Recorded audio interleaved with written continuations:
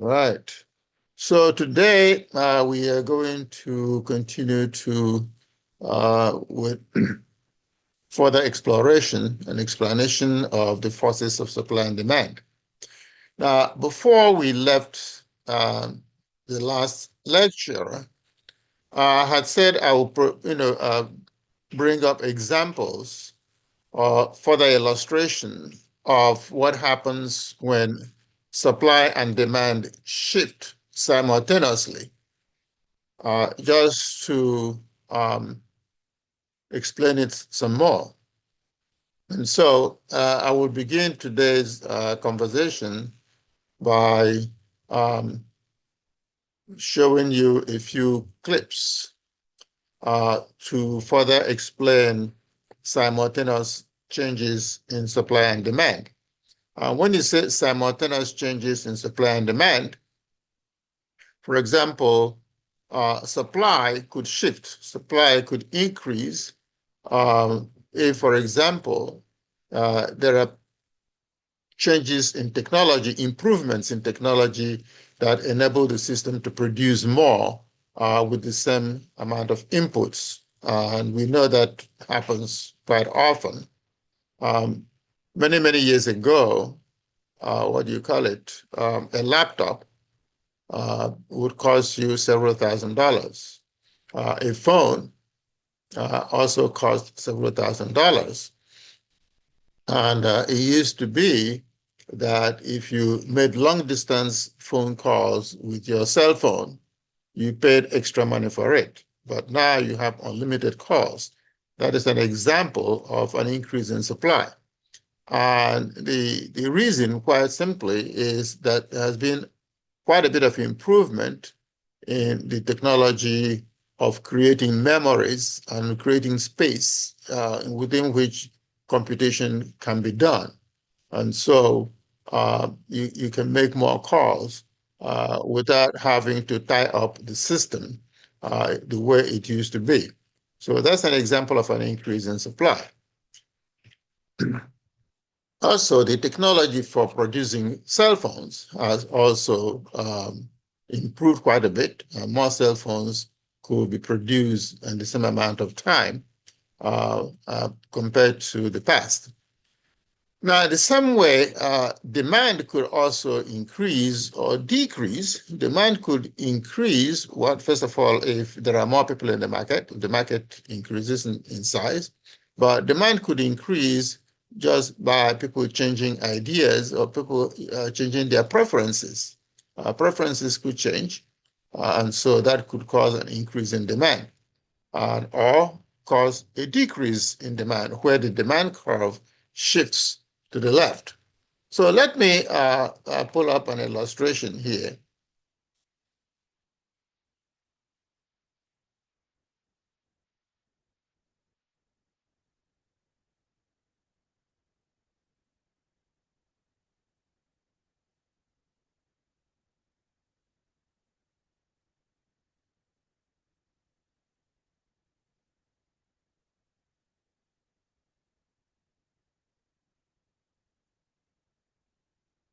Okay, so here is our slide from the lecture last week, or the conversation last week. We started here, okay? As you can see here, there is an increase in demand and an increase in supply.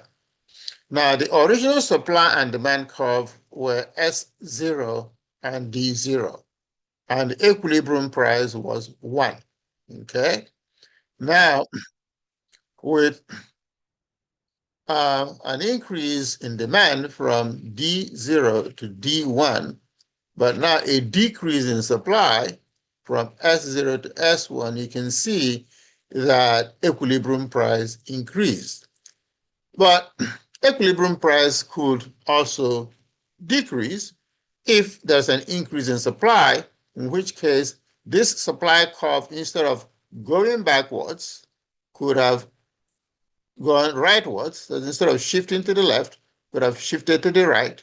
And so I'm going to provide an illustration of that. Now, Here is a simultaneous shift in supply and demand where the supply increased from S to S1, then the demand also increased from D to D1. So those are simultaneous increases in supply and demand, and you can see that the original equilibrium price was 8 at D and S, where D and S intersect. See, the original equilibrium price was 8, and the original equilibrium quantity was 30.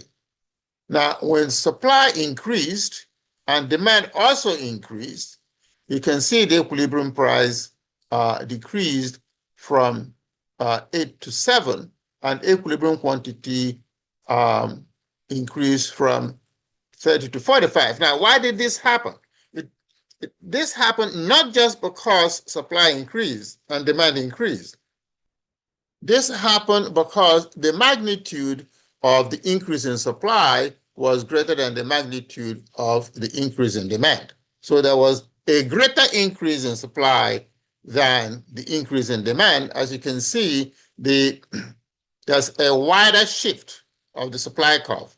The supply curve shifted in a wider way than the demand curve that shifted, but shifted narrowly. So there's a greater increase in supply, and so the equilibrium price fell, okay? Now, suppose that the equilibrium, the demand shifted wider than the supply. You can see here that the demand, the shift in demand is wider than the shift in supply. And instead of the equilibrium price falling, what you see now is that equilibrium price increased and the equilibrium quantity also increased. All right? So these are illustrations of simultaneous shifts in supply and demand, and the magnitude, the relative magnitude of the shifts will determine whether eventually you're going to have an increase in quantity, in equilibrium quantity bought and sold, as well as the equilibrium price. All right. So having said that, let's now move on to the next level. I'm going to post this augmented unit 1. I'm going to post it in my announcement after this lecture.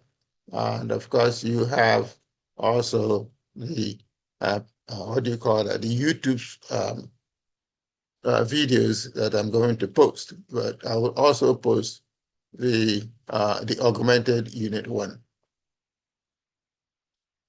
All right, so today we are going to talk about, we're going to extend our discussion of supply and demand, and we will talk very briefly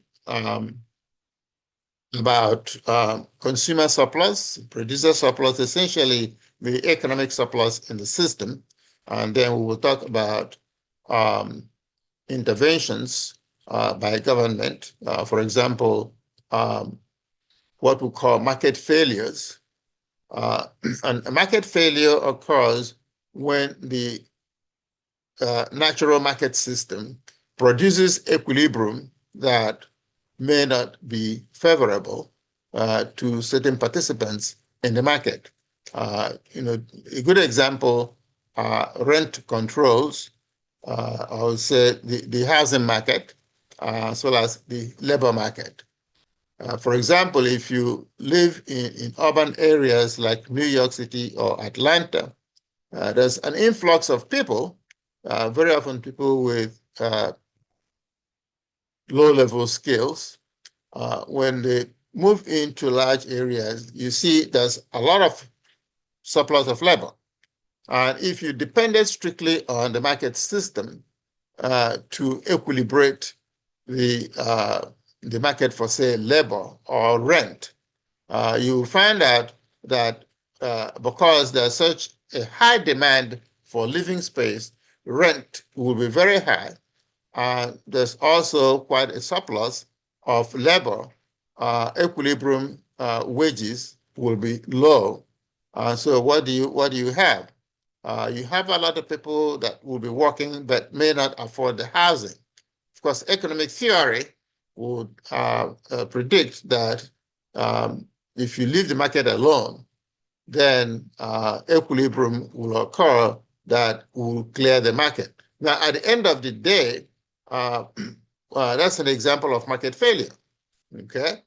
Because the market does not take into consideration the consequences of natural equilibrium resolutions. But let's now talk about, let's begin from the beginning and talk about first things first.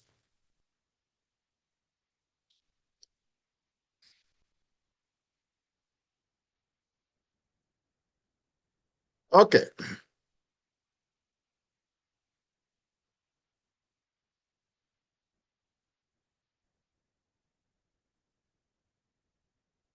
All right. So today we will talk about consumer surplus, producer surplus, and price controls. And price controls arise because of what I explained to you, market failures.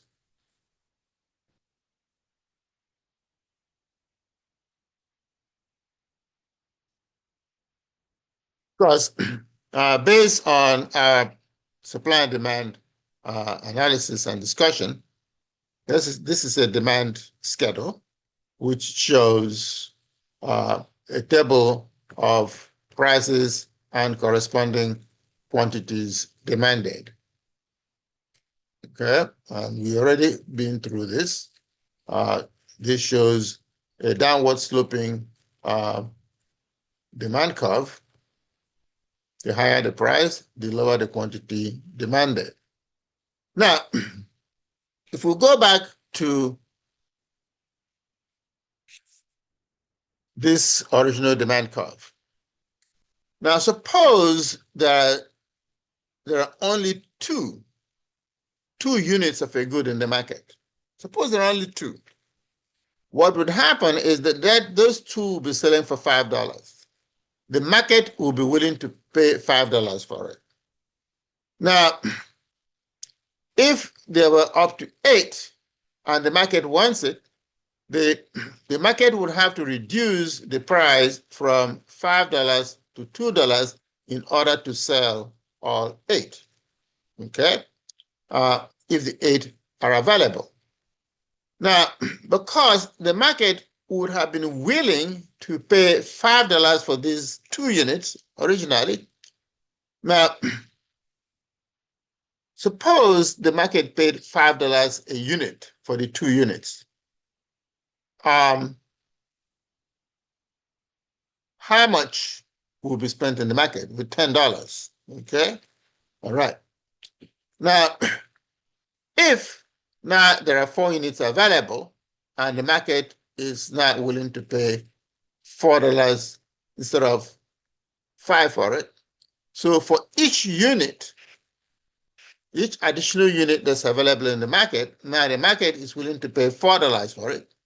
What has happened is that we create a surplus. Now remember that you would have been willing to pay $5 if you were the first person to come and see those 2 units. But now because 4 units become available, you will pay $4 for it. The market has forced the price down to 4. So you save $1 for yourself. That is considered what we call a consumer surplus. Because you would have been willing to pay 5.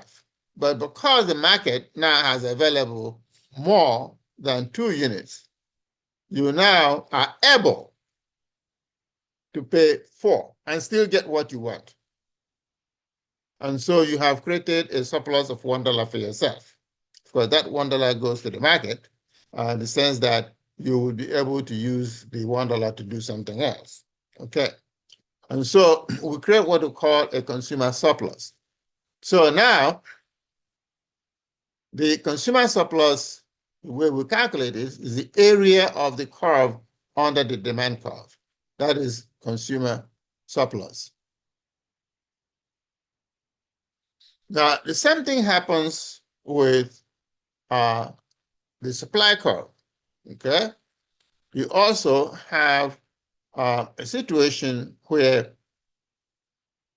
if there's only, say, a buyer that will buy 2 units, the seller will be willing to sell it for $1. But now, the higher the price, the higher the quantity supplied. And so as you go up the supply curve, the area under the curve between, say, 2 and 8 and the price of 4 creates what we also call a producer surplus. Okay? So at the end of the day, a combination of consumer surplus and producer surplus creates a market surplus in the system, or just a system surplus. Okay? So as you can see, if the price is 5, if the price is 5, for example, buyers will be willing to buy only 2, but sellers will be willing to sell 10.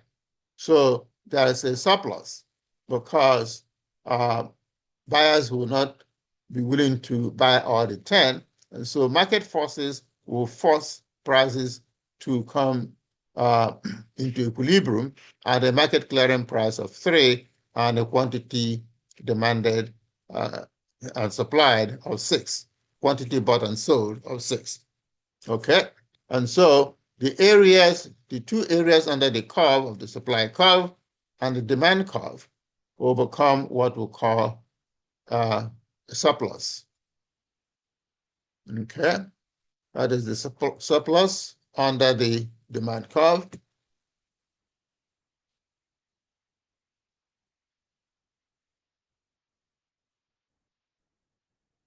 And that is the producer surplus above the supply curve. And the gains from trade, which is essentially the market surplus, the system surplus, is the sum of the consumer surplus and the producer surplus. Now, like we said, if you depended entirely on the market, okay, equilibrium prices and quantities could be such that they create other problems, which we are not discussing here yet.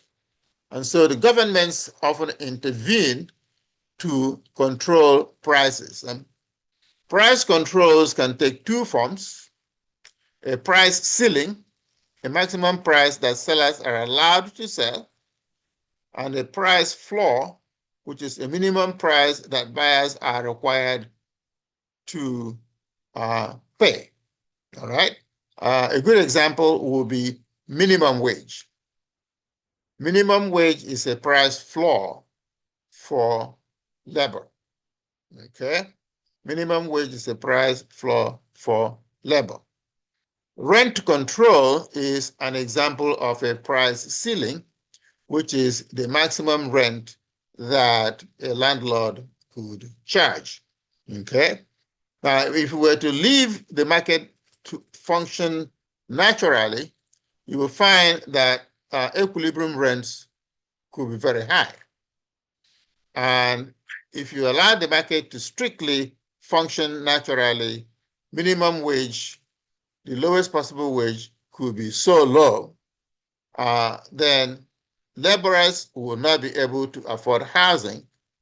What would happen, of course, is that you have crowded housing and what have you, and also people not having enough to be able to pay their expenses, and there are other consequences. And so governments control prices by imposing price ceilings and also price floors.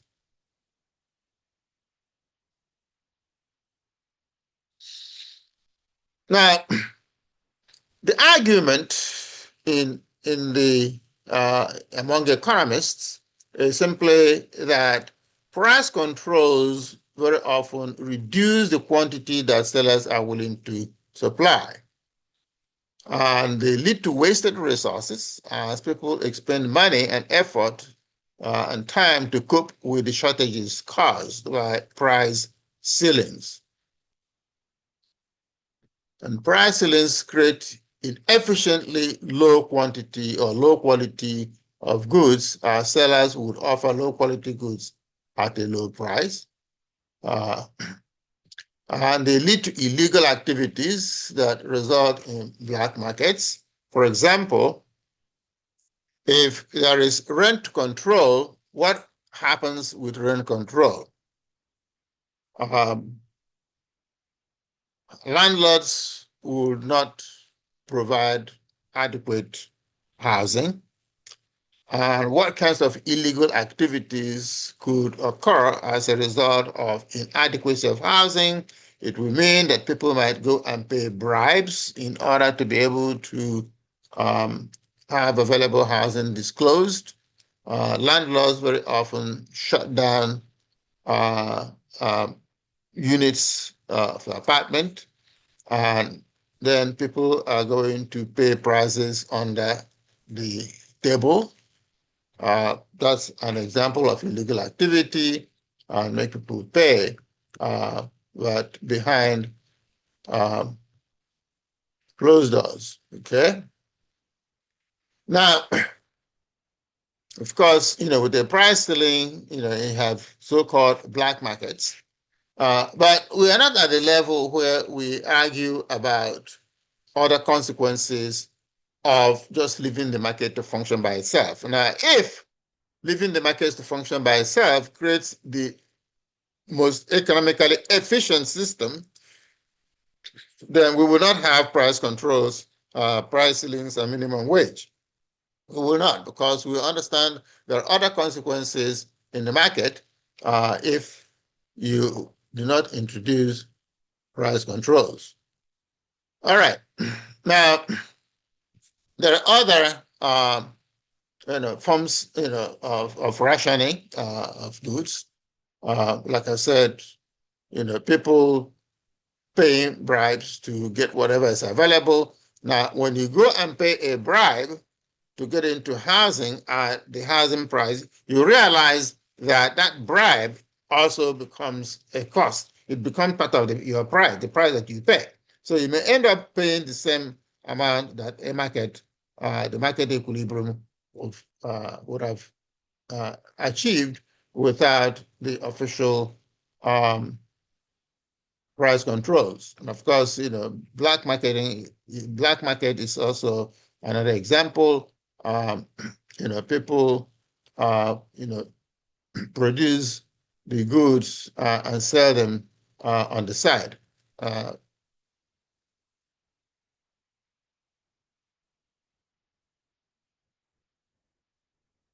all right. Sometimes governments use quotas as a means of intervention. Okay, they use quotas very often in the international market. Quotas are forced in the sense that they will not let supply achieve its level, and so quotas of imports are imposed. All right, so that's about it. All I have to offer for today. Okay. So does anybody have any questions?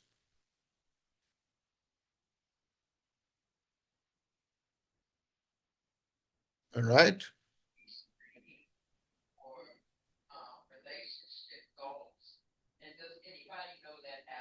I had one question or comment. Okay. When you were speaking earlier in the first segment of the class about supply and demand, Okay. what came to my mind is that supply volume is the variable that kind of sets the price of the cost to the consumer. Okay. Is that true? That supply is what?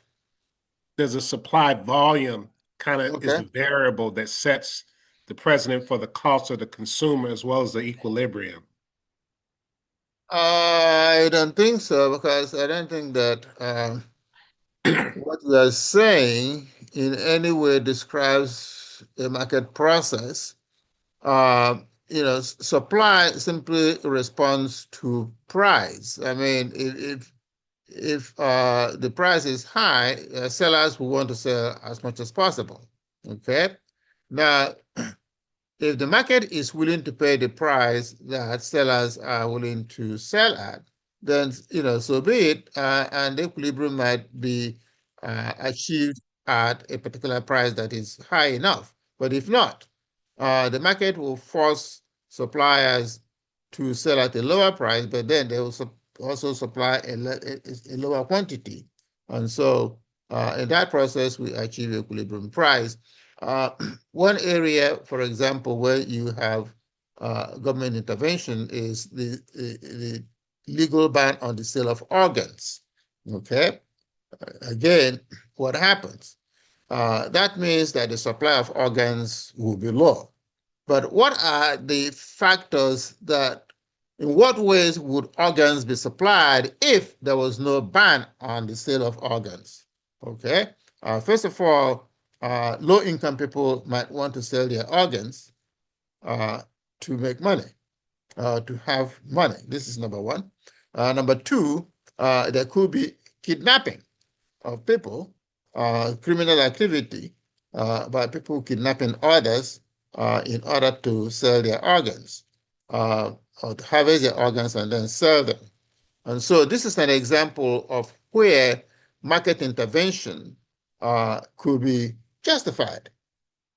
Because definitely if there was no prohibition on the sale of organs, believe you me, there will be a thriving market for it. And somebody who is frustrated and they don't want to live could actually go and sell their organs and maybe give it to their children. But they will die after that. You get the idea? Okay, so sometimes market intervention, is justifiable because there are other consequences if there's no intervention in the market.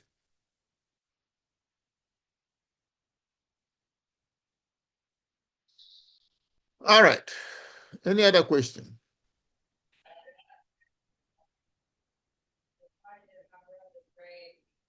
Oh, I have Yeah, a I have question. one here. Oh, sorry. Go Okay. ahead. Oh, no, no, no. Go ahead. I'm sorry. Go ahead. Oh, no.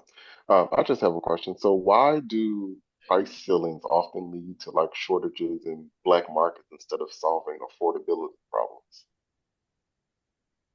Well, essentially because if you impose a price ceiling, landlords will not be building houses, period. But what government is trying to resolve through price ceilings, they try to resolve another problem. Let us say there's no rent control. Let us say there's no rent control in New York City. Okay? What would happen?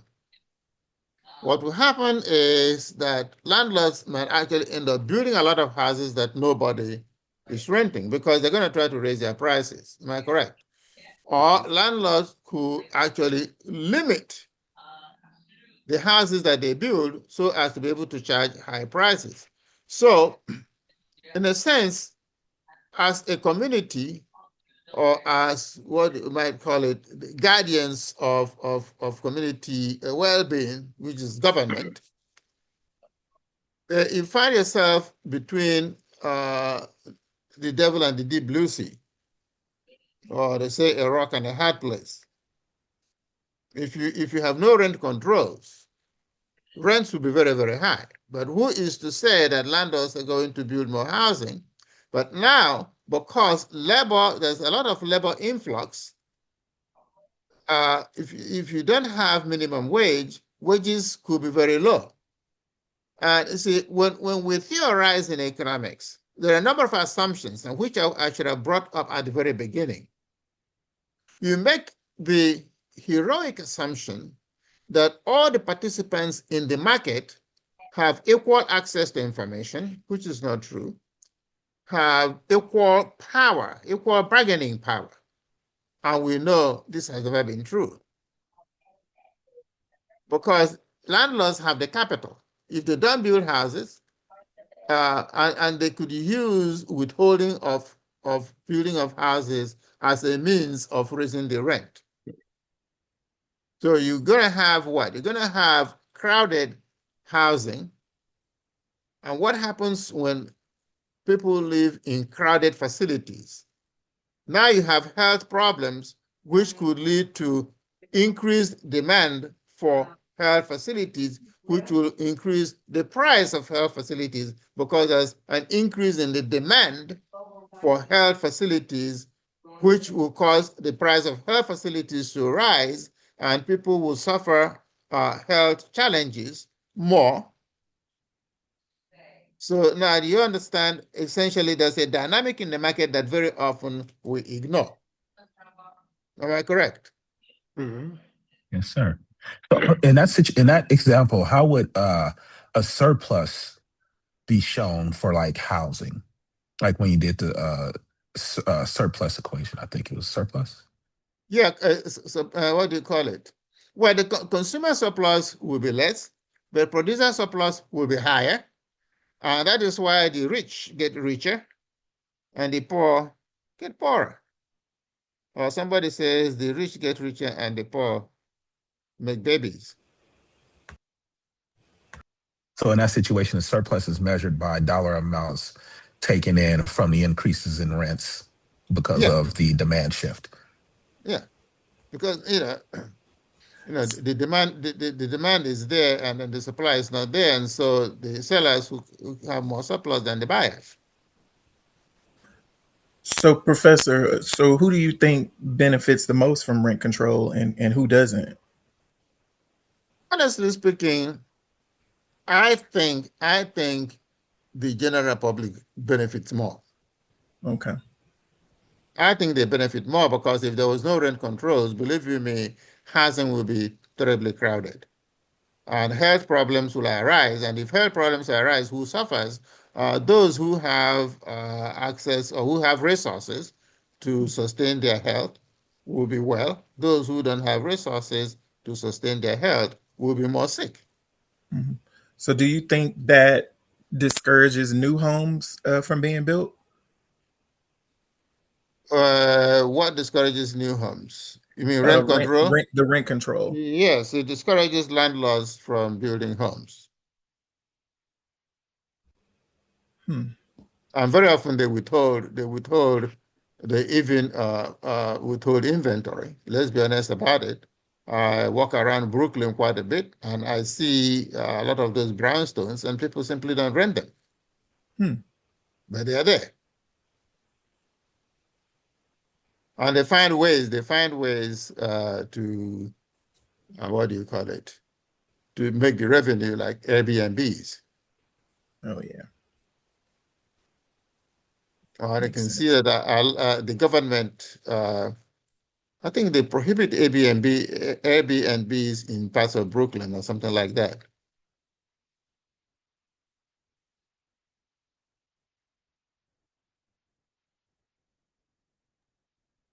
So within that example as well, is there a possibility where there's an equal payoff, like where um, rent controls can hit an equilibrium, like where the pricing for the rent itself and the amount of units built by a contractor meet, like just of course hypothetically, what would it look like? Well, put it this way: if you use the rentals, the housing system as an example, and you ask a good question, which is, can you ever achieve equilibrium? The answer is no. You will not be able to achieve the kind of equilibrium that makes everything fine and good. But it's like diabetes or high blood pressure, certain kinds of disease which you can never cure, but you can manage them. And so rent controls and minimum wage, are just ways of managing a process, managing the system, so things don't get out of hand.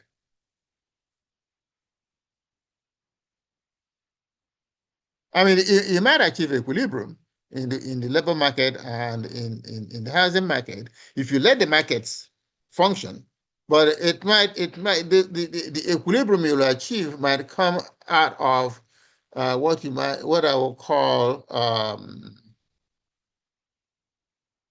a cataclysmic process. Okay, a traumatic process like revolution or war. Eventually, you're going to force something to happen. Okay, but this is what the government tries to avoid.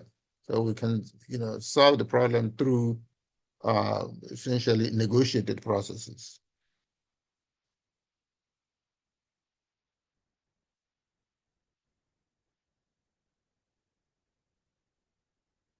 Other questions?